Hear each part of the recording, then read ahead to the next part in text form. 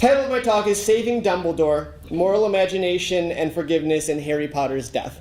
Dumbledore didn't live anything remotely close to a perfect life, and Dumbledore as the god figure all fell apart in the final book. We know especially about the darkness of his late teenage years, how that resulted in the death of his sister. We're watching the story unfold in more detail now in the Fantastic Beasts series.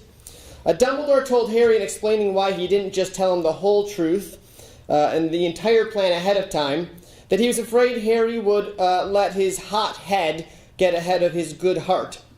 He goes on to lament that decision and apologize, but seriously, folks, we've been watching Harry all these years. He probably would have, and Dumbledore probably was right. Harry's not the calmest kid that there is. So we're going to talk about Dumbledore, but we're going to talk about death and resurrection too. The Harry Potter series, while quite political, presents something to us other than our polarized right versus left political divide. We're so programmed to think in only those two categories, Republican and Democrat, liberal and conservative. We easily fall into the trap of making a whole lot of assumptions based on very little. The Harry Potter series largely resists the polarized categories. And so does Christian theology, or at least it's supposed to. This sort of thing requires what Russell Kirk called moral imagination. Now, the moral imagination, in Kirk's way of thinking, is that ethical perception that aspires to the apprehending of right order in the soul and right order in the commonwealth. What he's saying is it's both personal and it's societal. The moral imagination is both personal and it's societal. It's Rowling quoting Plutarch at the Harvard commencement speech in, I think, 2008. What we achieve inwardly will change outer reality. So it's a life lived with an imagination geared toward inner peace leading to peace in the society around us. Kirk contrasts the moral imagination with the two other types of imagination. One is called the idyllic imagination. The idyllic imagination is the imagination which rejects old dogmas and old manners and rejoices in the notion of emancipation from duty and convention. If you're thinking of the idyllic imagination, think of Mundungus Fletcher, because this is the heart of what Kirk was getting at. No loyalty to anything right or wrong. He's not taking sides other than himself.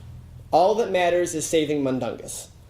Doesn't care whoever wins, he's probably going to be on that side. Pettigrew is kind of like this too. He's going to go with whoever can protect him and be the strongest. Just complete freedom to do whatever will benefit him and him alone. And that's the idyllic imagination.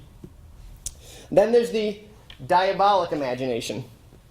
Diabolic imagination is a step further. So Harry actually struggles in Book 5 with the temptation toward the diabolic imagination, in a sense. When he gets into Dumbledore's office, he starts breaking everything. And the culmination of that conversation, at least the intense part of it, is Harry shouting at Dumbledore, "I don't want to be human." He wants to abandon what it means to be human because it hurts too much and move away from all of that. So the diabolic imagination. Suffice it to say for now that Harry ultimately fully embraces the moral imagination. He believes in a greater cause. He believes in a greater good. And not Dumbledore's teenage version of a greater good, but he genuinely believes in self-sacrifice for the greater good. And he deals with that temptation, but he moves beyond it. Now, the moral imagination is not something simply to be mentally assented to. It's not something to just say, that's a nice idea, I agree with that. It's something to be lived. Rowling is an Anglican. She's not been shy about her faith or about its influence on the series.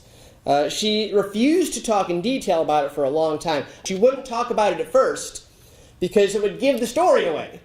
Death and resurrection happens symbolically in every single book. You see, this is a pattern that she developed all the way through. Philosopher's Stone, Harry figuratively descends into the underworld, passing by the three-headed dog Fluffy, which is a comical version of the three-headed dog Cerberus that guards the path to the Greek underworld. In the battle with Quirrellmort, which can almost be seen as a figurative battle for eternal life over the stone, Harry knew all was lost and fell into blackness. He awakes again in the hospital wing with Dumbledore watching over him. He asks how long he's been out. Dumbledore said 3 days. Chamber of Secrets, Harry once again makes a descent, this time to do battle with the Great Serpent, the Basilisk. Harry is succumbing to the Basilisk's poison, and Riddle pronounces Harry's death. but he is saved by the healing tears of the resurrection bird, Fawkes the Phoenix. Once again, he ascends victorious after resurrection. Prisoner of Azkaban, after a descent underground where Sirius' identity is revealed and a return to the surface, Harry is on the edge. There's always this descent and up. Harry's on the edge of the Dementor's kiss. The text holds two clear references to death prior to that kiss. Harry hears his mother's final screams, and then he's saved by his Patronus charm, which is a stag, which is a Christ symbol. So Christ symbol, the stone's a Christ symbol, the phoenix is a Christ symbol, the stag's a Christ symbol. Goblet of Fire, the death and resurrection scene takes place appropriately in a graveyard. Voldemort is reborn. After Voldemort is reborn, he attacks Harry with a spell that is certainly meant to call to mind the sacrifice of Jesus, the Cruciatus Curse. And they duel, and Harry explains he's going to kill Harry, and the Avada Kedavra curse meets Harry's Expelliarmus charm, and out comes a Phoenix song. Presence of Christ again, Harry escapes death, near death, almost certain death. Order to the Phoenix, Harry descends again, here's another descent, and he has to deal with the very arbitrary and sudden death of his godfather, Sirius. He has to face Voldemort's killing curse once again, and again, he's saved by the Phoenix, coming down and swallowing the curse. And then the Phoenix is then reborn from the ashes. Half-Blood Prince, Harry has to force Dumbledore to drink the green potion.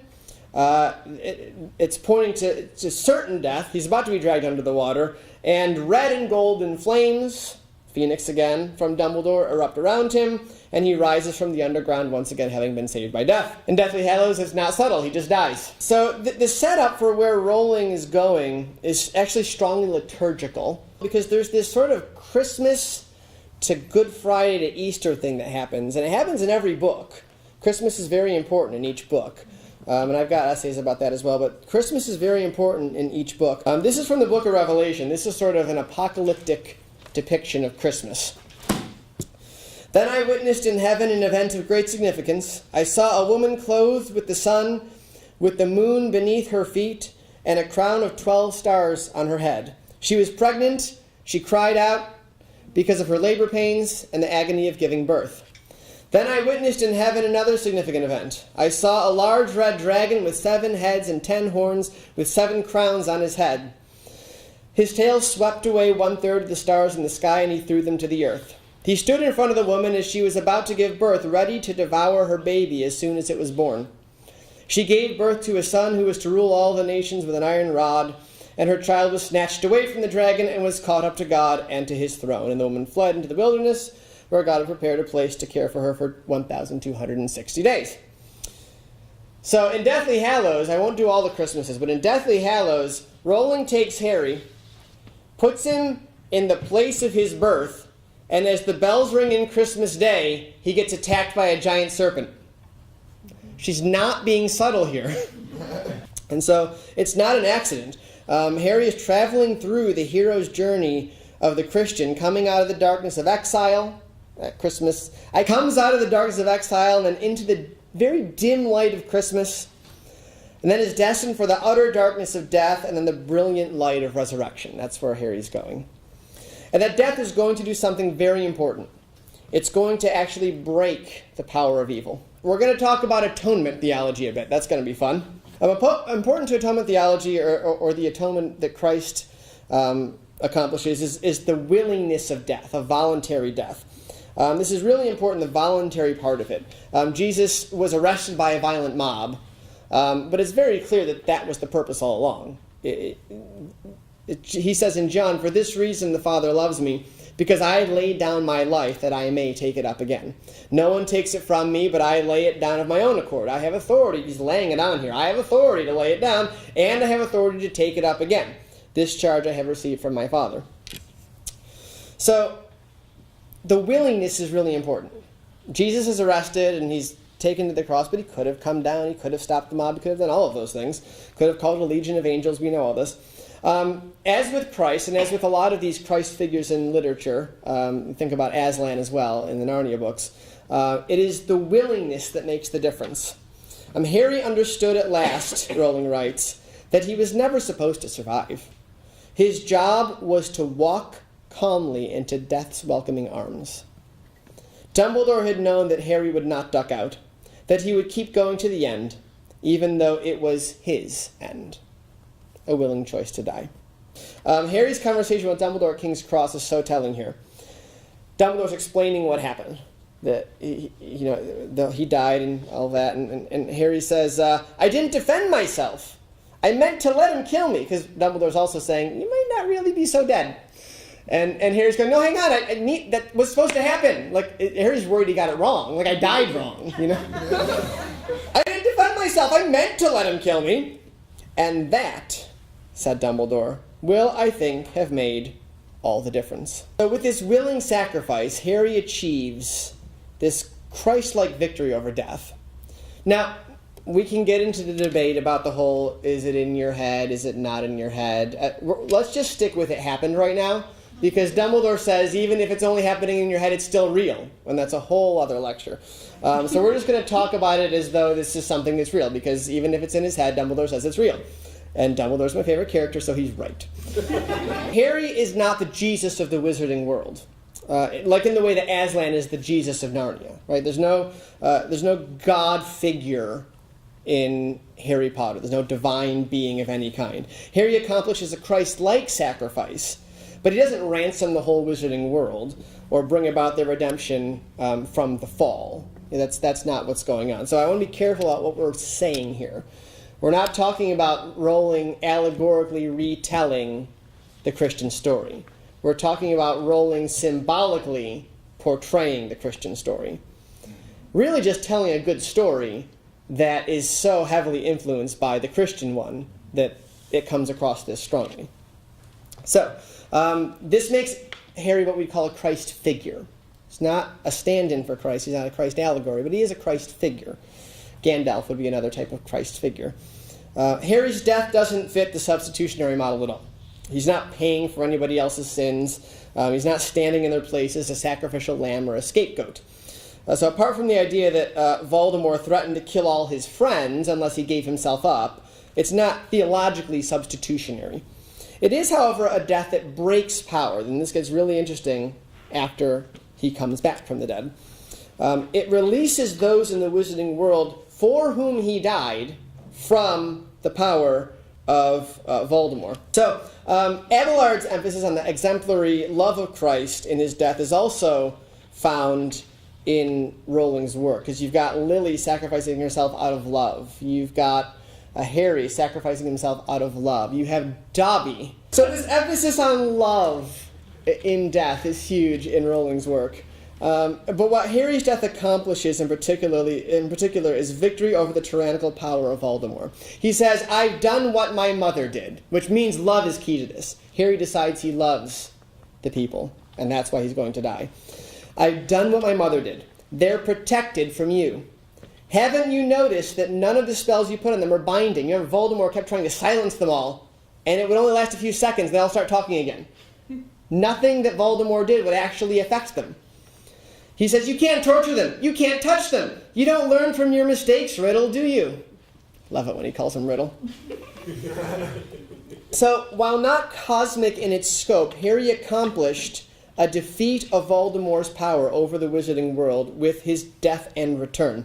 It could even be argued that, in a sense, Voldemort had sort of taken ownership of the wizarding world. With complete control over the ministry through pious thickness, Voldemort owned the ministry, the wizarding world's governmental body. Harry's death on behalf of the wizarding world broke Voldemort's ability to bind them with magic, so he stopped his power. Think about it this way. If Harry had not returned to the battle, if he had come back to life and then been discovered and killed again for real this time, or he had gotten scared and run off or whatever, the wizarding world still would have won. Because Voldemort literally couldn't cast a spell on them anymore. It was over. So as long as the snake goes, and as long as people stand up to Voldemort, which they would, he was done. So that sacrifice breaks the power of Voldemort over people. It also does something else. It provides a fresh start. It's not only the old hope defeated, actually, and this is where I'm going to move beyond what I've done in the past a bit more. It's the old evil even erased and forgotten to an extent. Let me explain. I began with the concept of Dumbledore being not the perfect God figure, not a perfect person, not a person who was this amazing, wonderful. I mean, he got pretty weird. and I struggled a lot, as everybody did, through book 7. What is going on with this character? What happened? When we learn these things about him, we get just as cynical and scared as Harry about who Dumbledore actually was. So Harry's death accomplishes, I think, more than just the saving of wizarding lives. We can see through the picture of Dumbledore even the saving of wizarding souls. That might sound like an overreach, and I'm talking symbolically here, but I don't think Dumbledore at King's Cross would say so. I don't think Snape, who showed concern for his own soul in arguing with Dumbledore, would say so either, as in his dying moment, he passed his life's sacrificial work on to Harry and looked him right in the eyes. Dumbledore made horrible mistakes in his youth. And in his opinion, he made them in how he handled Harry as well. He kept making them. He admitted to Harry in Book 5 that he waited too long to tell Harry everything he needed to know, and so he was going to tell Harry everything he needed to know. And there we are at King's Cross in Book 7, Dumbledore saying the same thing. I didn't tell you everything you needed to know. I was afraid your hot head would get ahead of your good heart. Keeps making the same mistake over and over again with Harry. There are very few mistakes any of us make just the one time. We usually have to make them many, many times before we learn. Dumbledore did not remain for the rest of his life, of course, the same man he was as a young wizard. He didn't maintain the same racist ideas of wizard domination. He actively fought against them for the rest of his life.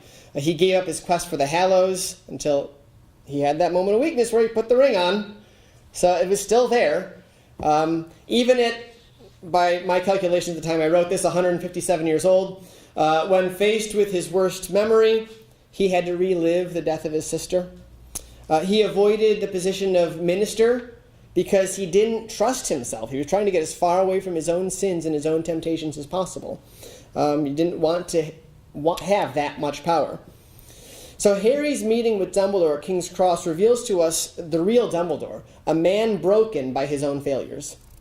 And still broken, like 130 years later after his sister died. Still broken enough to put that cursed ring on his face. Think about the brilliant Dumbledore. You turned the stone. Why would putting it on your finger do anything? He was very confused. It was all just a bunch of emotions flowing, and he put the ring on his finger, and he got cursed. That temptation was still so strong. That regret was still so powerful. So he's still broken enough to pridefully even hang on to all the knowledge that Harry needed until Harry could find it out by clues. But when Harry looks at all this, and he looks at Dumbledore, what does he think about it? Rowling writes that at that point, the betrayal was almost nothing. Harry had nothing negative to think or say about Dumbledore in that moment at King's Cross. There's no grudge. There's no resentment. There's no recounting of sins on Harry's part. Harry's not saying, you did this, and you did this, and you did this. Dumbledore's letting it all flow. And Harry's sitting there, having sacrificed himself, forgiving him, and forgiving him, and forgiving him. And this is a different Dumbledore than we've seen. This is the real Dumbledore. It's a fresh start for Dumbledore. And what better time for a fresh start than in what he calls the next great adventure? A story written with the moral imagination, though, only remembers, passing through this sacrifice, only remembers the redemption, the good, what we can do, what's in the future, what we are now and can be, and what is the potential. When we rise and die with Lily and Sirius and Dumbledore and Dobby and Snape and Harry and so many others, we feel the redemptive story. The moral imagination, when we engage the story with the moral imagination, we feel those as they're happening. That's why we're crying. When we act like Draco or Narcissa or young Snape or young Dumbledore or James as a teenager, James Potter, and others who messed up big and needed redemption, stories like Harry Potter remind us that it's there, that we need not be defined by our mistakes, but that we can be defined by transformative sacrificial love. Harry shows us that the sacrificial love of Christ and ourselves for others and others for us gives us all the possibility of a fresh start and a new start. Not just a kid's story.